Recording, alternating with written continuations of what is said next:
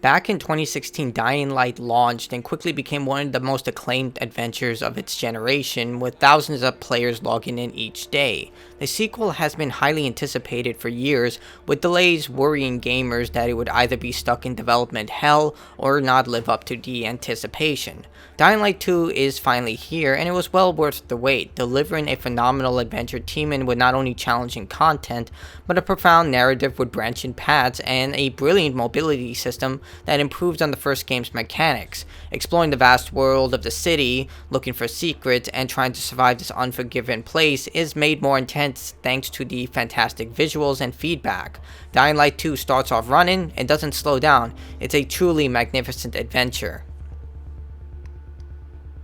Dying Light 2 stars Aiden, a pilgrim looking for his sister in the city, the last big settlement for humans. Aiden is a pilgrim, a person who often takes on suicidal missions by traveling through the unforgiving landscape for smaller settlements due to the infection now ruling the world. Humanity has fallen due to the newly mutated virus, and society has accepted that the infected are now just part of life, with people trying to survive in it.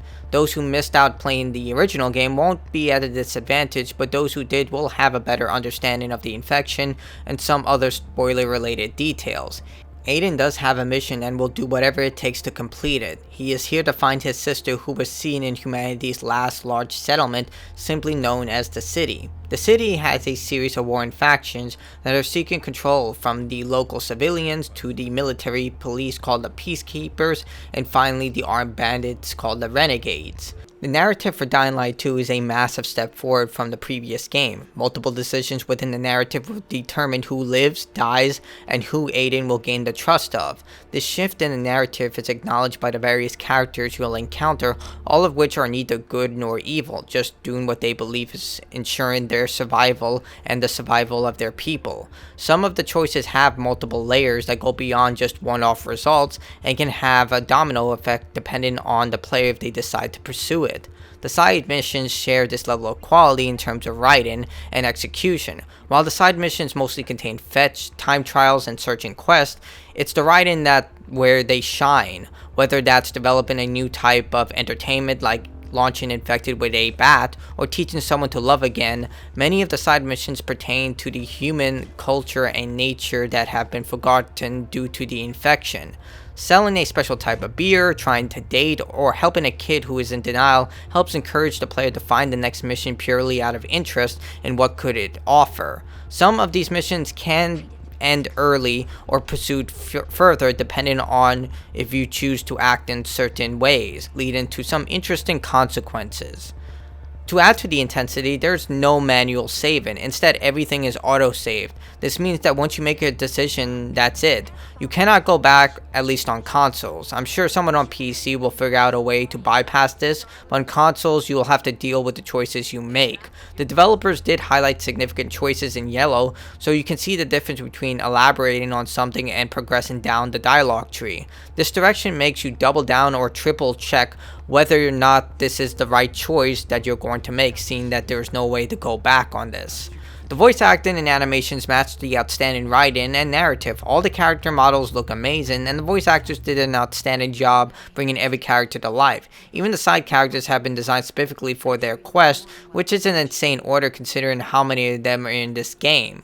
Techland really went above and beyond, and even with the minor characters have personalities to them. Because of this, you feel a connection when deciding the fate of these people, and the autosave feature makes it more intense. Do you risk yourself to save this NPC who saved you? Do you tell a small boy what really happened to his dog? What do you do to this person who tries to end themselves, or do you even care considering what he has already done? These choices are always presented after you develop that connection to the person related to the quest, so when that yellow indicator comes up, you truly have to think about what your next choice will be.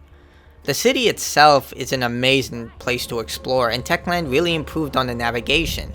The open world is big, but a lot of the content is squished together, so you don't have to travel far for activities, and they are separated into sectors. There's little in terms of environmental diversity, but the developers did an amazing job with what they had, since much of the game takes place in one city, but by highlighting the old and new worlds colliding, the developers created something unique out of something familiar. On the roofs, people build farms, bridges, and even settlements, and guard towers to avoid the infected that plague the streets.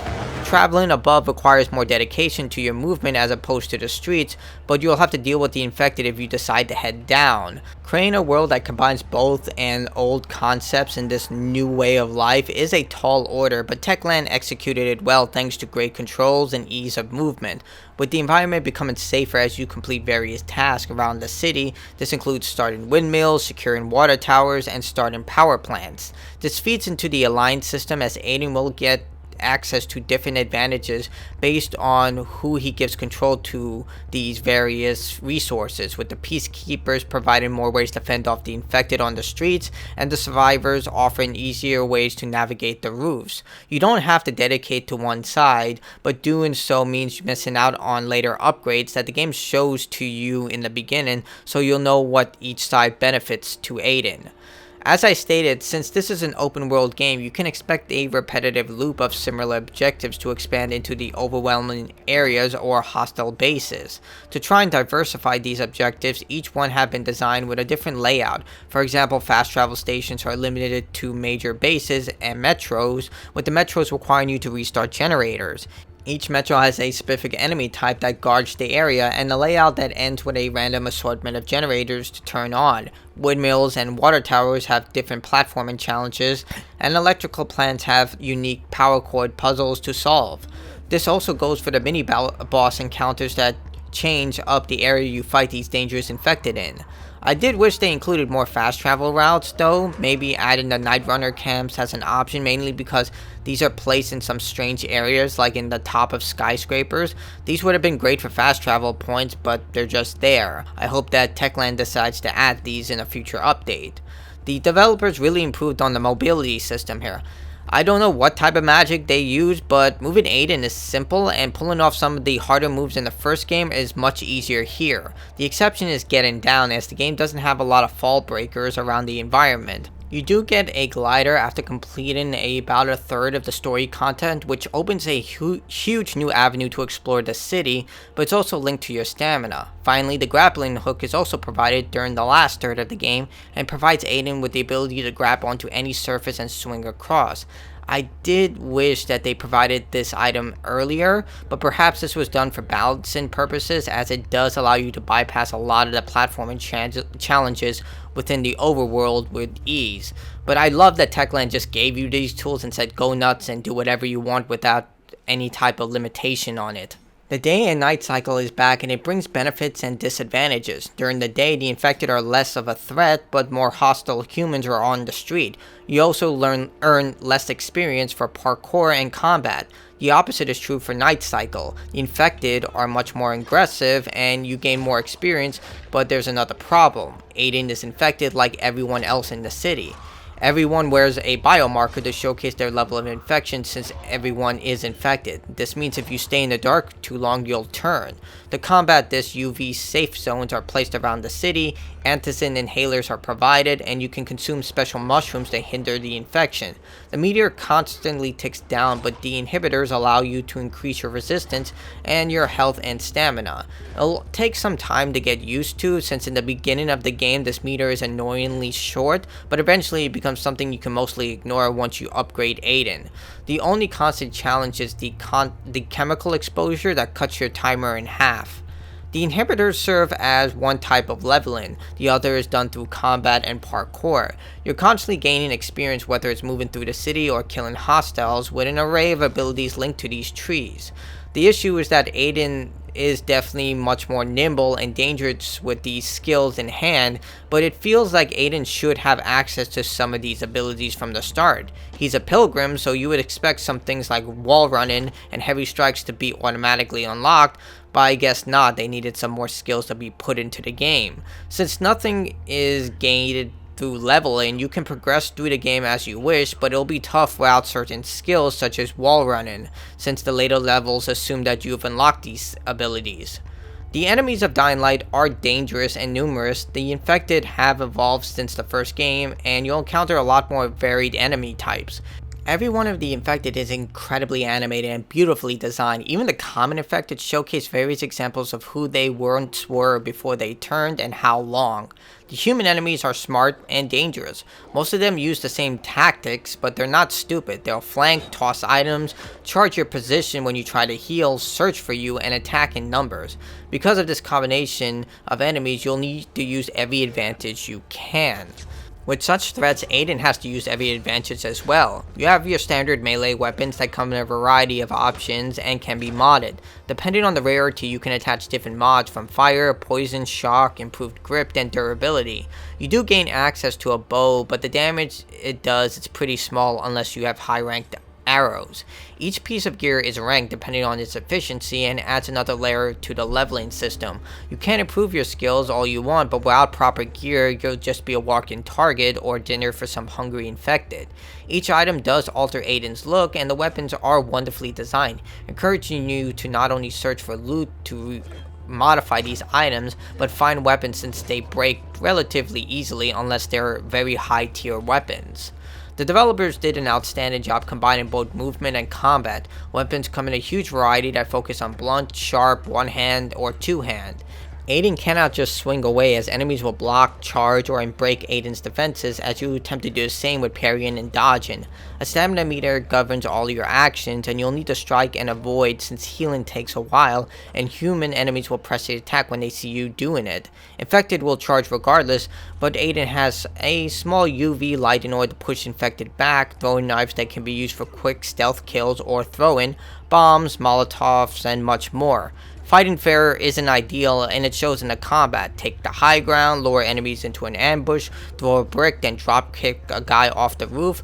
Those who fight with honor don't live long in this world, so cheat. The visual and presentations are exceptional in this game, whether it's seeing people trying to find some sort of home in the now infected landscape, trying to trust one another knowing everyone is struggling for just a drop of water, or begging for help in a near-death situation. The developers went above and beyond to ensure that every major settlement feels like a home, with crops, NPCs speaking to one another, and other little details that make the world feel alive. The music brings everything together, whether it's saving close allies from death or running from an immediate threat. The music of Dying Light 2 complements every situation you're into. Going back to the weapons, Dying Light 2's elaborately designed weapons and tools reflect a post-apocalyptic environment with people cobbling together whatever they can find and modding them with dangerous objects. The issue is grinding to upgrade these items is obtusely high. To get the upgrades you need, you not only need money, but military hardware that are in hard-to-reach locations, resources gathered in the environment, or purchased from vendors, but most importantly, infected trophies that are a real pain to collect. You need a lot of these trophies to upgrade the many items Aiden has in his arsenal, and since you occasionally get these from unique infected, you'll need to spend a lot of time gathering these items. So either these have to be reduced in a future patch, or something has to be done to increase their drop rate, because it's just way too much in order to get the fully upgraded items that you need in order to beat the game on its hardest difficulty. Despite all the amazing features, improved movement system, diverse narrative, and outstanding performances, Dying Light 2 does suffer from major technical issues. Open world games are more notorious for having issues since so many things are happening on screen, but some of these are extreme. A lot of them have been resolved in the weeks that I've been playing this game, but the biggest issue that's still present is the audio cutting out and replaced with this loud buzzing sound.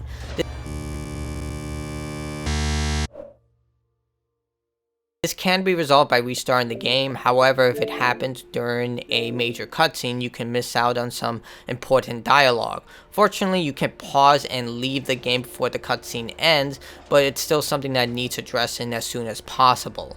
Perhaps the biggest missed opportunity is that there's no New Game Plus. Considering how many items the player will gather, the massive boost in mobility with the game's upgrades, the length of the adventure, replaying this title with everything you've earned, even with just your skill upgrades, would have been an incredible feature. I really hope they decide to add this in a future update, because New Game Plus would definitely be amazing. The Stay Human part of Dying Light 2's title is more than just a reflection of the ongoing virus. It conveys that simply surviving isn't enough. You need to do more to feel alive. That means not forgetting about love, compassion, joy, even hate and revenge. These aspects are completely lost on the infected because they're no longer human. They're animals looking for their next meal. Dying Light 2 Stay Human not only improves on many of the aspects that made the first game a hit, but goes above and beyond with its narrative. The technical issues definitely need fixing, but with so many titles launching in an unplayable state, seeing a massive game like Dying Light 2 Stay Human launch in a mostly stable condition is relieving, especially when compared to games like Battlefield 2042, Assassin's Creed Valhalla, Watch Dogs Legion, Fallout 76, and the list keeps getting bigger. But Techland did do a good job in regard of the stability, but they still need to fix that audio problem as soon as they can. Simply put, don't miss out on Dying Light 2 Stay Human. This is an adventure you want to start playing immediately, then when the credits roll, you'll want to play it again. She wrote a letter and actually mentioned you. She did? Yes. Here. I think you should read it. This old lady was my mother? So many times as a kid, I imagined how she'd look. I'd see other kids at the park with their mothers, and I'd have this knot in my stomach, feeling I could never see mine, knowing I could never hold her hand, thinking she never even cared, when in fact, she did care. I did see her every day for years. I never expected that she... Maybe this is why I couldn't throw away her flowers. Thank you, Aiden. Love isn't dead after all. I'm gonna need some time alone now. Thank you for giving her the rose.